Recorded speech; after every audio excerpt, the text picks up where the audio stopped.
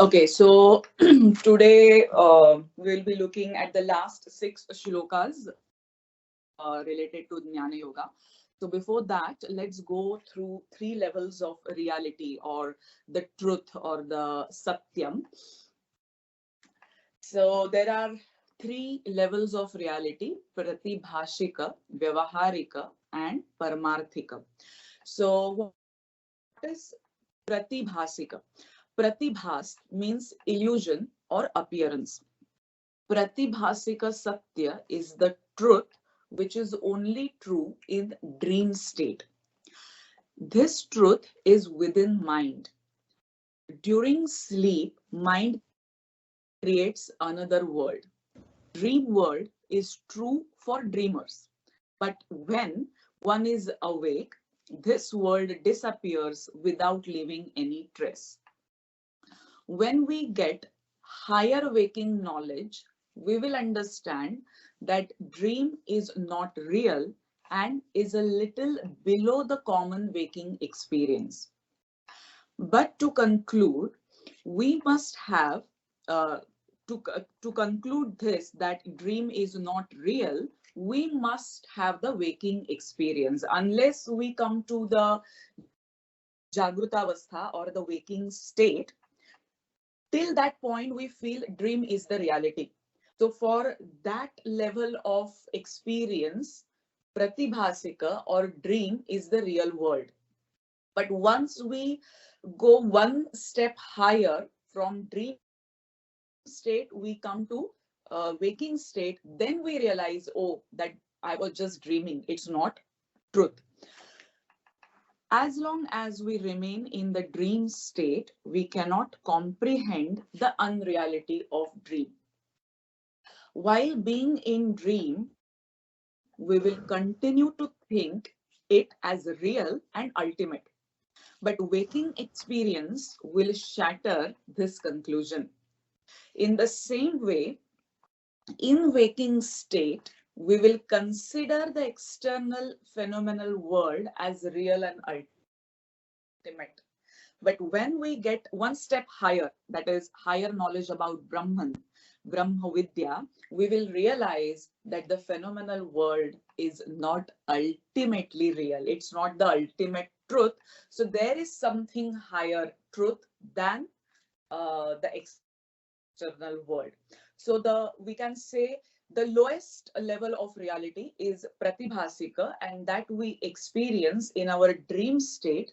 Also, we can say that our own interpretations, perspectives, or due to our likes and dislikes, attachments, vasanas, samskaras, our thoughts, our emotions, our feelings, our understanding about the external world, our understanding about our own self, about others, misconceptions, false beliefs, all come under this pratibhasika reality. because because of your own knowledge or limited knowledge, we have certain thought patterns or feelings or the expressions, but they are only real at one level. That is not the ultimate, or that cannot be applied universally. So our thoughts, our perspectives are based on certain likes and dislikes. They can be biased. They based on something. So pratibhasika, that illusion, is one level of reality. The next level is vyavaharika. It is the relative plane of reality. We can say it is not the ultimate, but relatively real. This is the realm of cause and effect, and human intellect works here. Phenomenal world is in this level. Everything that exists in this level depends on each other. For example, when we stand in front of a mirror, we see our reflection in it. When we move away, the reflection vanishes. Therefore, the reflection depends on the original object, and only when it is there, we will see the reflection. Dream world and phenomenal world are not in the same level of reality. Because dream world, whatever we see in dream, I think whatever we have known or understood from the external world, only relating to those things we can dream about. So dream level is one step down. There, the next step is the external world or the phenomenal world. The phenomenal world has more reality than the dream world. We can comprehend the relative nature of phenomenal world only when we reach paramarthika level. When can we say that whatever we are experiencing right now is relative? Because right now what we experience, perceive through our sense organs is the reality, is the ultimate. But only when we can go one step higher, that is up to paramarthika level, then only we can tell or experience even the phenomenal world. Vyavaharika level of reality is also relative. Else, we will continue to think phenomenal world is the ultimate and real. So, ordinary people like us, we feel that this is the ultimate, this is the real world for us. Only when our consciousness expands to the next level, then only this world becomes relative. And then the third and the highest level of reality is Paramarthika. Paramartha means absolute, Parama Artha, or highest absolute truth. Paramarthika Satya means that which remains true in all states at all times. It is the universal. At some time or some space, it is true, and other times it's not. It doesn't happen like that. Before 10,000 billion years back, also it is the same. Now it is also the same. That which is present everywhere without beginning or end. There is no abhava or absence of Paramarthika Satya. Hence, it is called as absolute truth. Means it is there in our dream state as well, waking state as well, and deep sleep as well, and the ultimate, that is the Turyavastha as well. Only because of the layer of ignorance, we are not aware of this reality. It can exist by itself without depending on anything. This is spiritual in experience, and subject object duality, cause and effect formula, etc., are not here. Because in the Vyavaharika reality, because something is there, uh, there because there is a cause, there is an effect. Because there is a seed, there is a plant. And always we feel that you are different, I am different. God is different, I am different. So this sense of duality is always there in Vyavaharika reality. But once we come one step higher, the dualism ends and the experience of oneness is maintained all the time. So from Dvaita to Advaita, from duality to non-duality is the Paramarthika reality. This is beyond the realm of human intellect. But why we cannot experience it? Because we try to understand this reality. If we try to understand with the help of our intellect, it's not going to happen. Human intellect cannot comprehend this ultimate level of reality. This can be realized only by direct experience with the help of Brahma Vidya.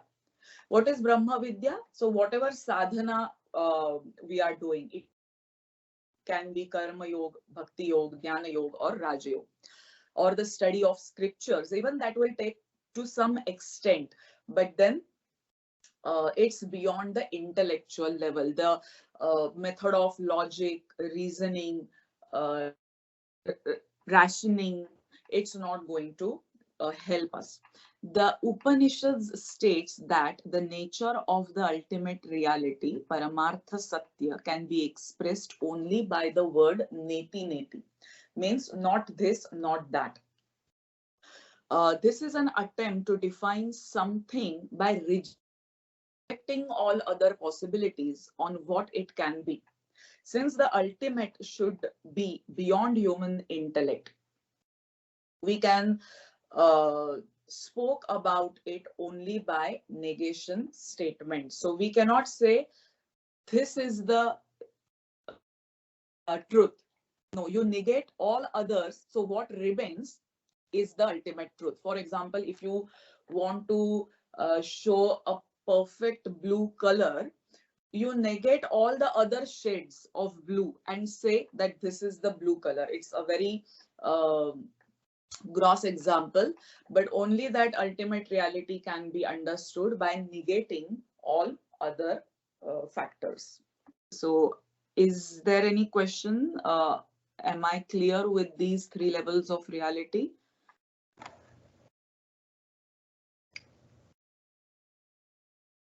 I would say so, Kate. Yes. I had a question regarding the Pratibhasika. You said that is mostly related to the dream at night. Yes? Yes. But would you not agree that most of the time we are daydreaming? And would then that mean that the Pratibhasika is operating in the Vyaharika level? Yeah. As I have said that, whatever our thoughts, our perspectives, they are also come under Pratibhasika. Yes. Because they are based on your own understanding. But we cannot say that your understanding is the ultimate understanding or the ultimate truth. No. It is based on your own experience, past experiences, your memory, your vasanas, your samskaras.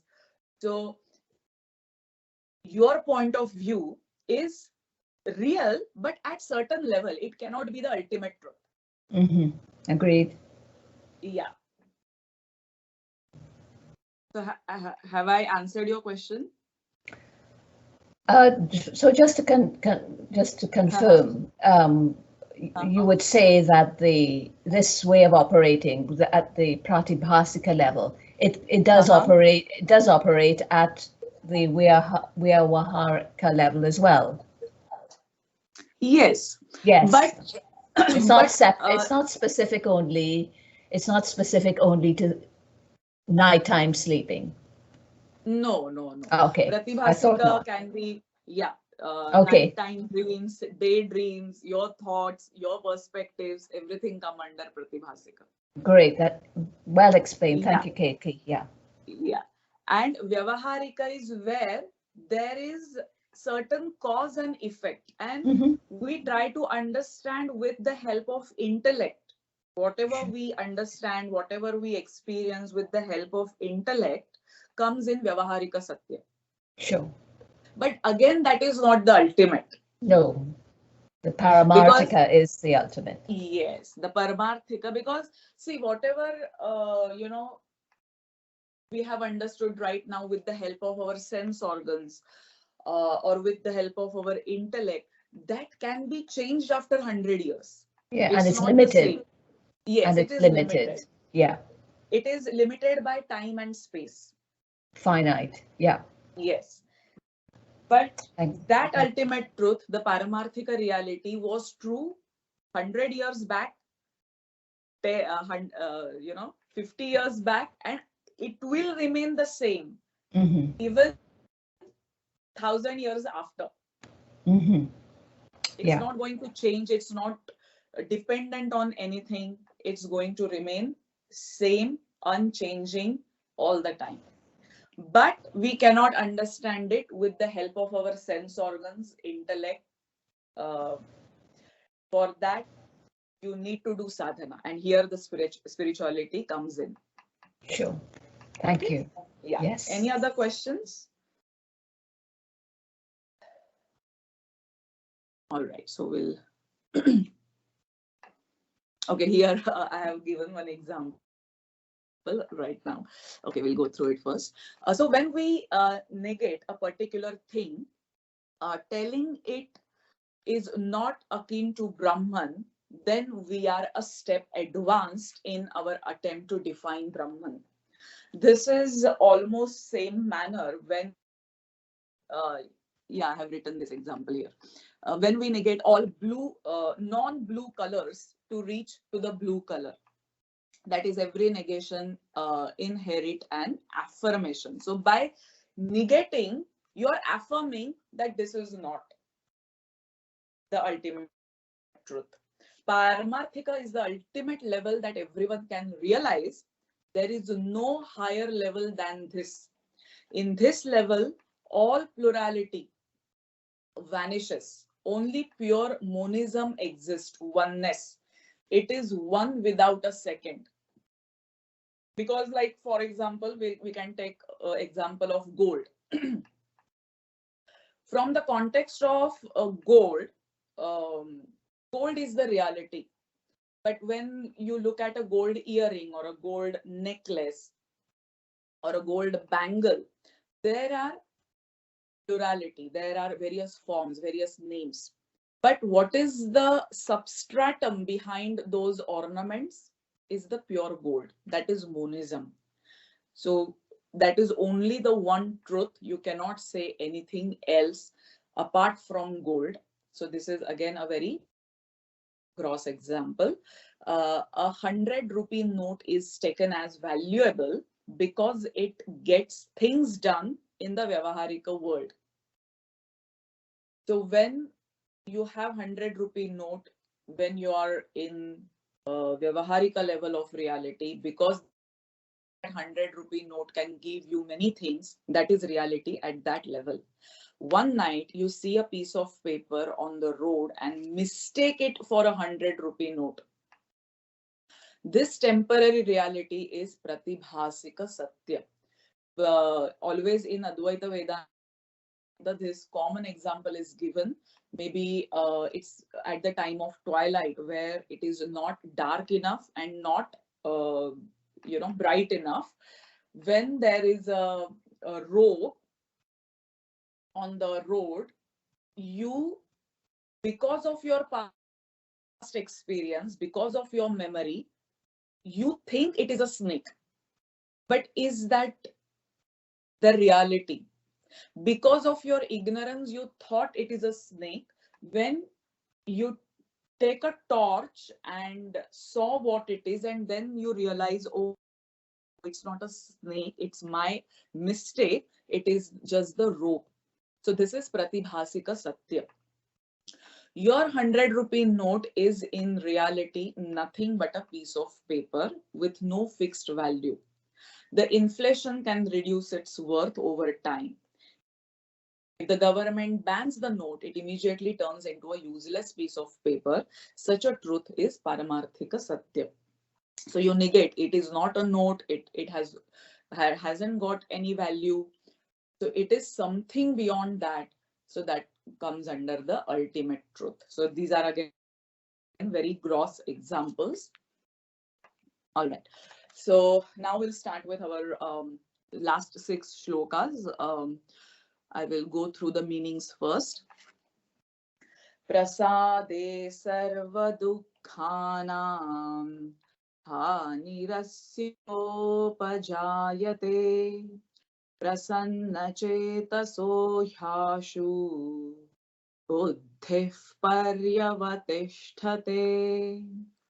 By divine grace comes the peace in which all sorrows end, and the intellect of such a person of tranquil mind soon becomes firmly established in God.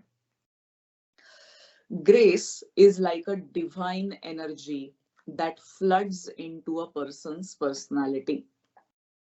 By God's grace, when we experience the higher test of divine bliss, the agitation for sensual happiness is extinguished.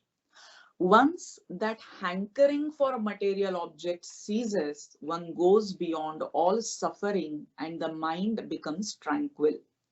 In that state of internal fulfillment, the intellect becomes firm in its decision that God alone is the source of happiness and is the final goal of the soul. Previously, the intellect was accepting this only on the basis of knowledge as stated in the scriptures, because Shastras, scriptures say that you can achieve or gain happiness only from within, but we haven't yet experienced it. But once our buddhi, our manas, our mind and buddhi, intellect gets fixed in that ultimate truth, then all the sensual pleasures will stop giving happiness. You cannot decide, okay, now onwards I'm not going to, feel happy through the external objects. No, that can it it may lead to suppression. Only through sadhana, when your manas and buddhi gets established into that ultimate truth, then you're happy from within, because always happiness is within. It cannot be achieved or gained from outside. But now it gets the experience of perfect peace and divine bliss. This convinces the intellect beyond any shadow of doubt, and it becomes steadily situated in God.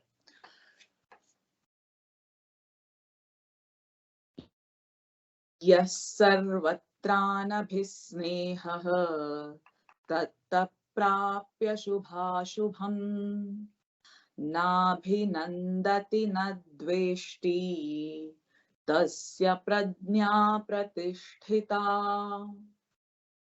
One who remains unattached under all conditions and is neither delighted by good fortune nor dejected by tribulation, he is a sage with perfect knowledge. Because for ordinary person, if something good happens, we really get excited, and if we are facing any challenge, we become depressed or tensed or agitated. But for who can remain steady, balanced all the time, who remains established into that perfect knowledge all the time? One who is not agitated by material upheavals, who is unaffected by good and bad, is to be understood intellectually steadfast, sthita prajna, or ritambhara prajna, which is not just the academic intelligence. Always in spirituality, it is not, they are not talking about the academic intelligence, but that buddhi or the discriminative intellect, viveka. As long as one is in the material world, there is always the possibility of good and bad, because this world is full of dualities. Sometimes good will happen, sometimes bad will happen. But one who has sukshma buddhi, because the ultimate truth is very subtle, very sukshma, you need to make your intellect also very subtle, is not affected by good and bad, because he is simply concerned with that ultimate truth, God, who is all good, absolute.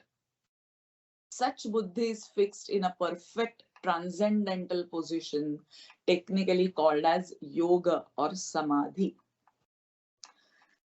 Okay. This is, I think, one of the most important shloka from Bhagavad Gita. Ya nisha sarva bhutanam tasyam jagarti sanyami yasyam jagrati bhutani sa nisha pashyato munehe. What all beings consider as day is the night of ignorance for the wise, and what all creatures see as night is the day for the introspective sage or a yogi. Those who are in mundane consciousness, like at Vyavaharika reality, look to material enjoyment as the real purpose of life. They consider the opportunity for worldly pleasures as the success of life or day, and deprivation from the sense pleasures as darkness. So if you're not materialistically successful, if you haven't got good house, good car, good job, then you're going through the night time. So deprivation from the sense pleasure is considered as darkness or night by the ordinary people. On the other hand, those who have become wise with divine knowledge see sense enjoyment as harmful for the soul and hence view it as night. So whatever we ordinary people feel is night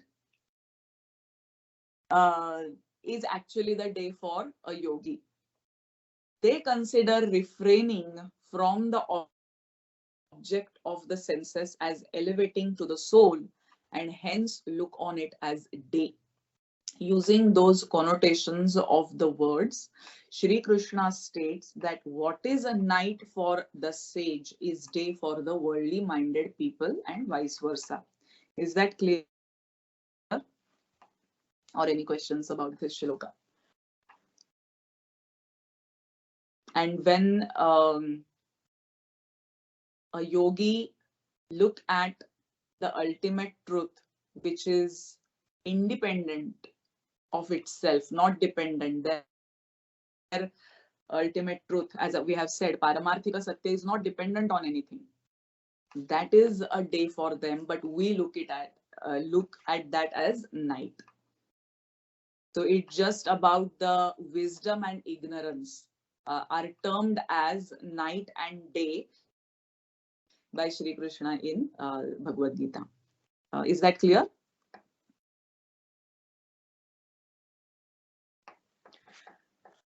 Okay. I hope you are all there.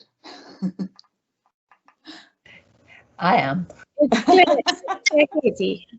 Yeah, yes. I mean, this. You want to say something?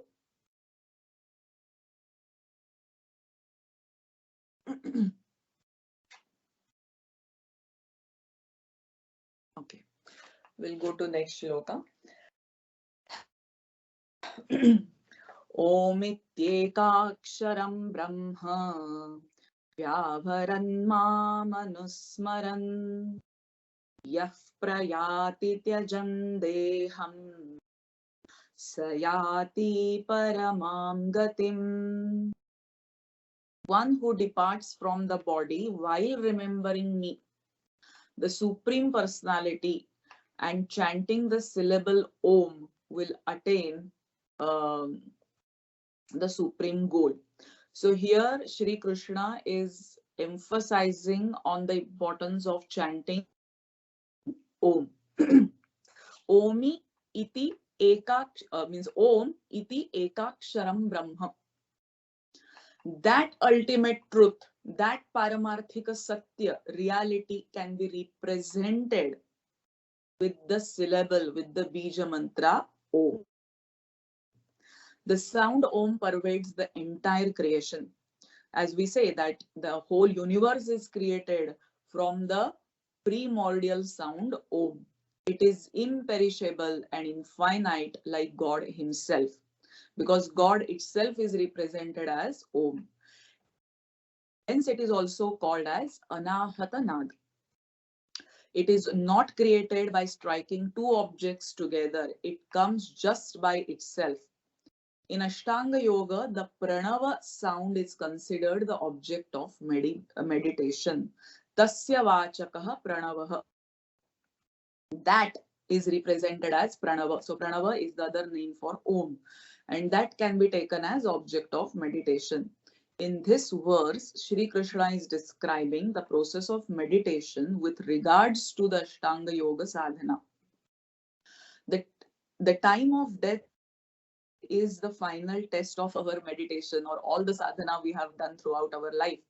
As death is said to be intensely painful, and despite the pain, those who are able to focus on God, even at that last moment, attain Him. Who can attain Him?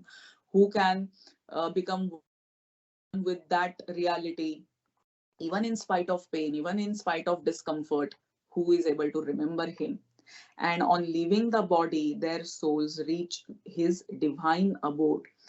So, Sayati Paramam Gatim, that is the Parama Gati, the divine abode. However, to achieve such a state is very, very difficult. It requires continuous practice throughout one's life. Next shloka. Shraddha Shraddhavan labhate jnanam tatparasanyatendriyah Dhyanam labdhva param shantim achirenadhigacchati. Those whose faith is deep and who have practiced controlling their mind and senses attain divine knowledge. Through such transcendental knowledge, they quickly attain everlasting supreme peace.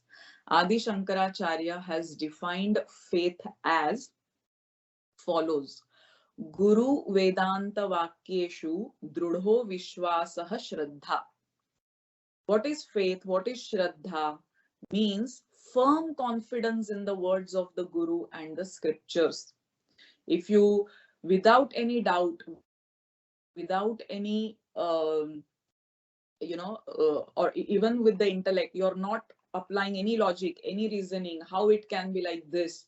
No, you have complete, total faith in the words of Guru and the scriptures. That strength of faith, but that faith again has to be, even in Bhagavad Gita it is said, Jnani Bhakta. The Bhakta is also Jnani. He has studied about that ultimate truth, and that's how his Shraddha becomes Drudha, very strong. Okay, so here this shloka is talking about that Drudha Shraddha in the words of Guru. And the last shloka, Esha Brahmisthitif Partha Nainam Prapya Vimuhyati Thitva Syamantakaalepi Brahma Nirvana Mruchati. O Partha, such is the state of an enlightened soul that having attained it, one is never again deluded. Because sometimes with the intellect, if we try to understand something, but again certain conflicts and doubts come up, and again our faith starts shaking. But for that enlightened soul, he gets never deluded again once he gets established into that ultimate truth. Being established in this consciousness, even at the hour of death, one is liberated from the cycle of life and death and reaches the supreme abode of God. What Rigveda states, Tad Vishnoho Paramam Padam Sada Pashyanti Surayah Diviva Chakshuratatam. The Supreme Parabrahman described in Vedas is none other than Sriman Narayana, Vishnu. Rigveda makes it very clear that it is Vishnu who empowers all the heavenly devas glorified in the Vedas. Even who is beyond that heavenly devas is the Lord Vishnu. Vishnu occupies a paramount position. All the other deities look always to his feet. Paramam Padam. The wise do in the brightness of all revealing sun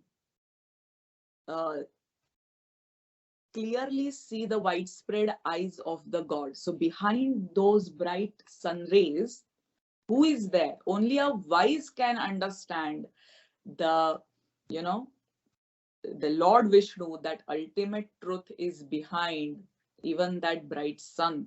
And in the process, with the aid of knowledge, also see him at all times established as Atman. So whatever, that highest truth, we feel that it is out of our reach at the highest state abode. But again, with the aid of knowledge, what these wise people understand or see all the time, the same truth lies within me as my soul, as Atman. So whatever exists there outside is also there within me. I am just one part of that higher reality. And through the sadhana, through the practice, I need to constantly come over my mistakes, limitations, shortcomings, ignorances, and feel one with that Parabrahman. So you have to overcome all the dualities and become one with that ultimate truth. And with this, we are going to end our, okay, sorry, there is something I have more written about this shloka. So what is Brahman means God. And what is Brahmi Sthiti? Because this shloka talks about Esha Brahmi Sthiti Partha. Shri Krishna is telling Partha that state, that Brahmi Sthiti means the state of God realization. When the soul purifies the mind and intellect, we say that your soul should be, pure. In order to make your soul pure, first you need to work on your mind and intellect. Then automatically your soul purifies. God bestows his divine grace as mentioned in verse 2.64. By his grace, he grants divine knowledge, divine bliss, divine love to the soul.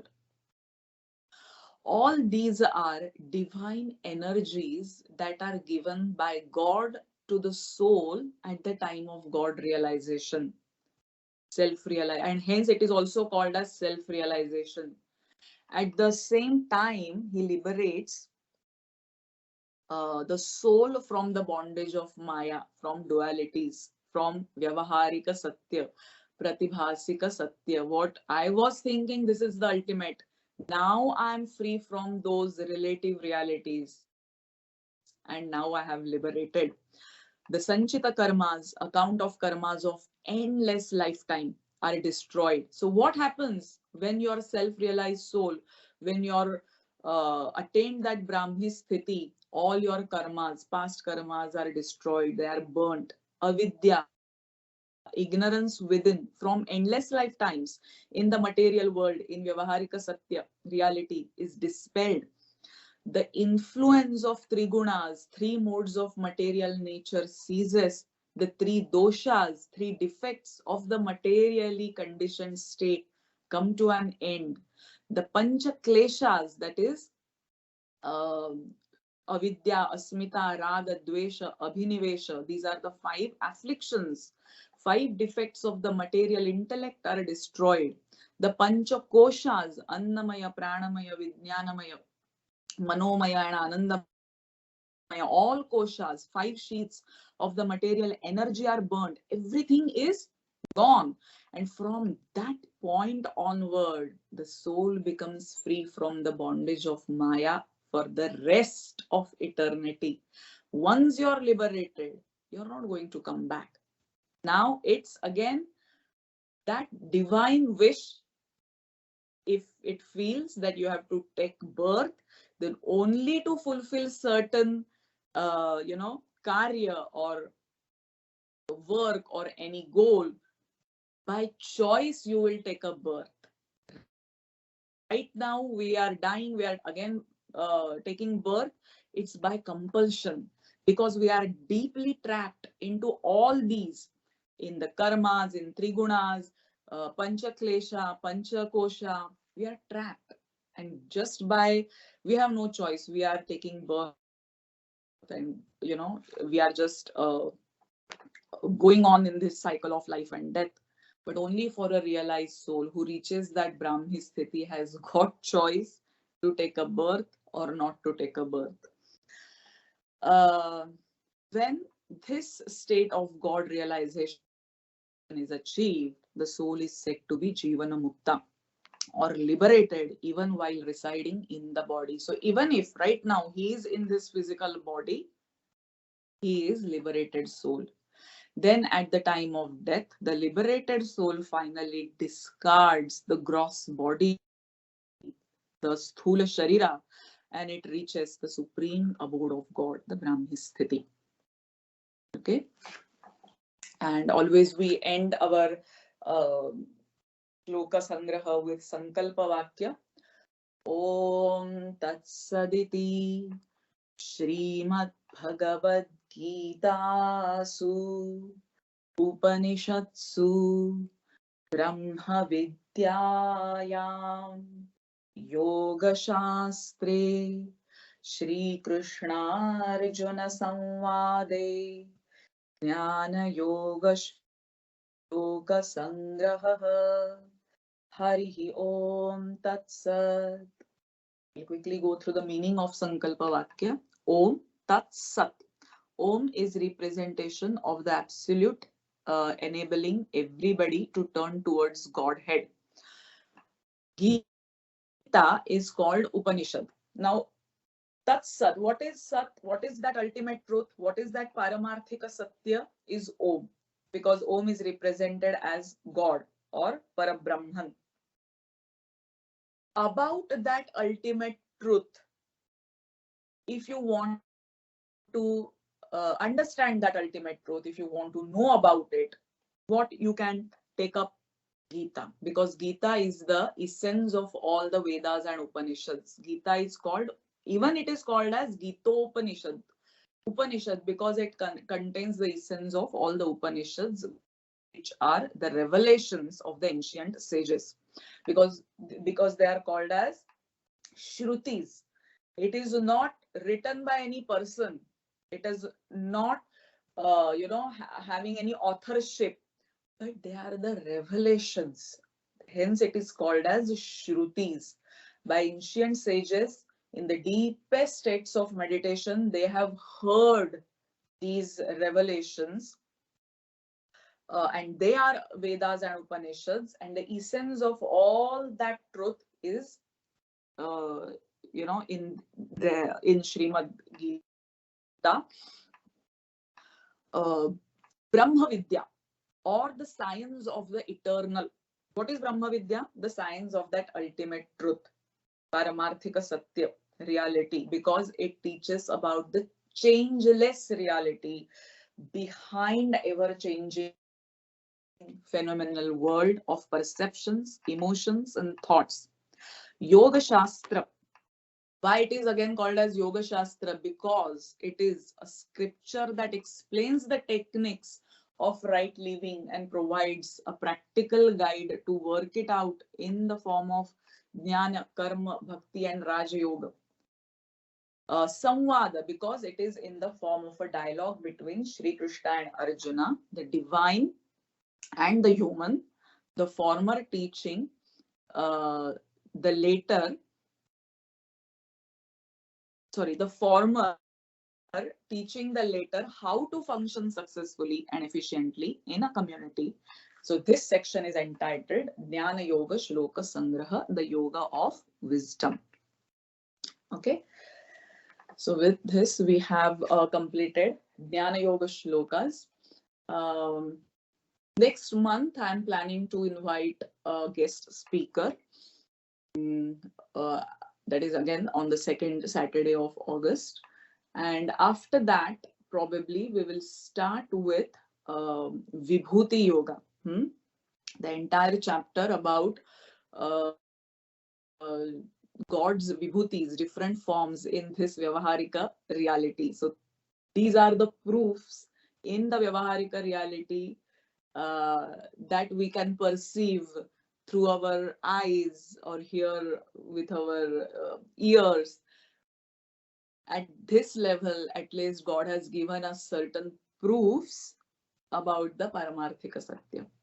Okay, so mostly we will start with Vibhuti Yoga from September. Yeah, September. Okay, now we'll do our group practice. Do you have any questions, or shall we start with group practice?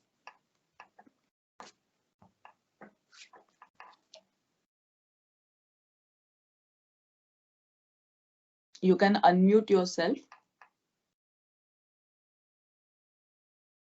and you can repeat after me. Prasade sarva dukkhanam. Prasade sarva dukkhanam. Hanirasyopajayate. Hanirasyopajayate. Prasanna chetaso hyashu. Chetaso hyashu. Buddhih paryavatishthate.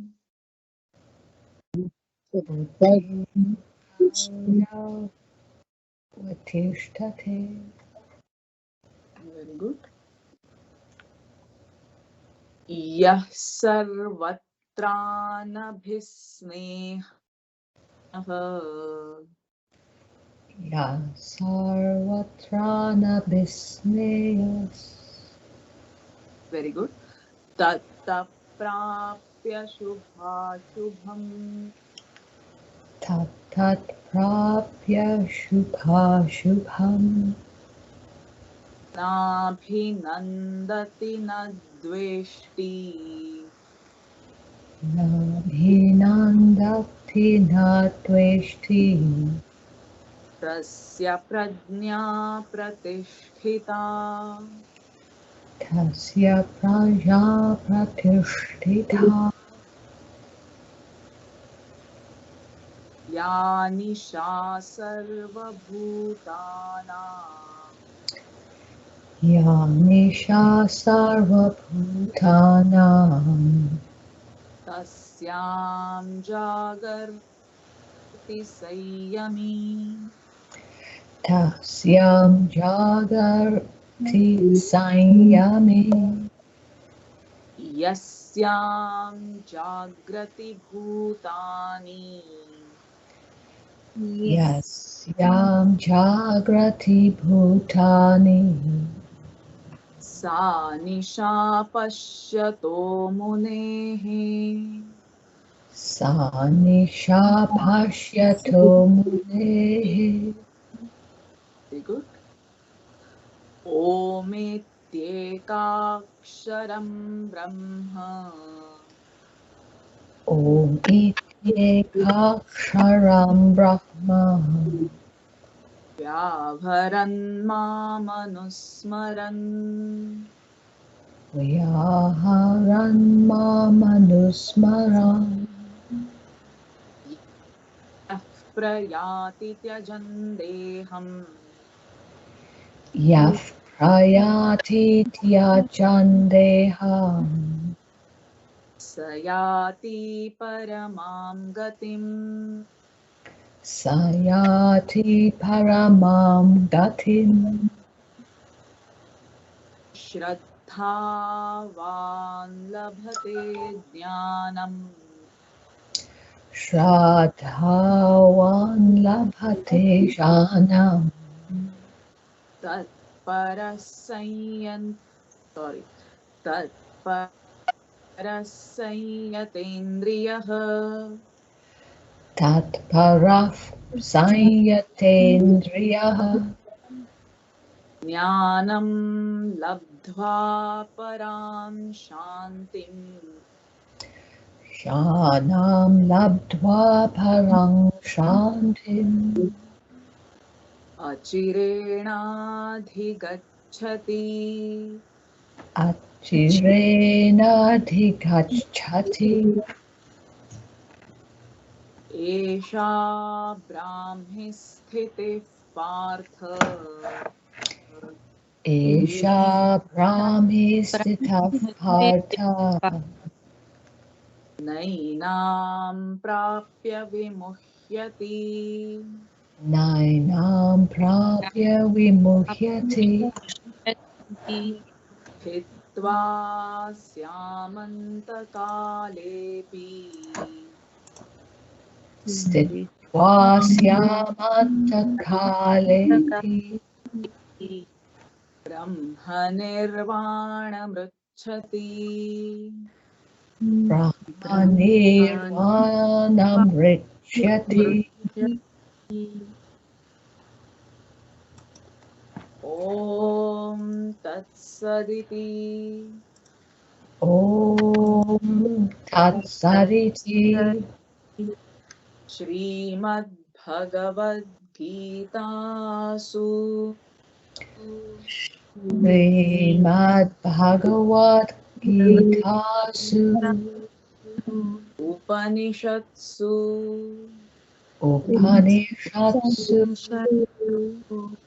Brahma Vidyayam Brahma Vidyayam Yoga Shastre Yoga Shastre Shri Krishna Arjuna Samvade Shri Krishna Arjuna Samvade Jnana Yoga Shloka Sangraha Jnana Yoga Shloka Sangraha Harihi Om Tatsat. Harihi Om Tat Sat. Sorry, in the English transliteration, it has come Raja Yoga by mistake. It should be Jnana Yoga. Yeah. Okay, so any of the shloka you want to chant again or want to do individual practice, please let me know. Well, I feel I just had a private lesson there, so I'm okay. No, you're doing excellent chanting, Wendy. You know, don't need private tuitions for that. So I'll give the others a go. Yeah, let me see who all are there. Anyone want to try any of the shlokas? Hi, Kate. Vipin here. Yeah. Hi, Vipin. Kate, I remember you had put in a video about correct pronunciation of Sanskrit words. Mm-hmm. I wish to go back to the video and practice it more. Do you remember which video was it? I think it was during Vedic chanting sessions. Right. I'll go back and practice that further because I was struggling with the pronunciations today, although I've read Sanskrit in school, but I'm still struggling. Okay, no problem. And again, just by repeating these shlokas again and again, you will get well versed with these syllables and words, and you should be able to chant them. Thank you, Katie. Thank you for the session today. Yeah, thank you. So any questions, any thoughts want to share? No, it's been a great class, Katie. Thank you very much. Okay. All right. Thank you so much for joining in, and we hope to see you all next month with our guest speaker. Yeah. Absolutely. Thank you again. Thank you. Bye. Bye for now. Bye, Wendy. Bye, Bye, bye, Penny. Bye, everyone. Have a great month. Yeah. Same to you. Bye-bye. Bye.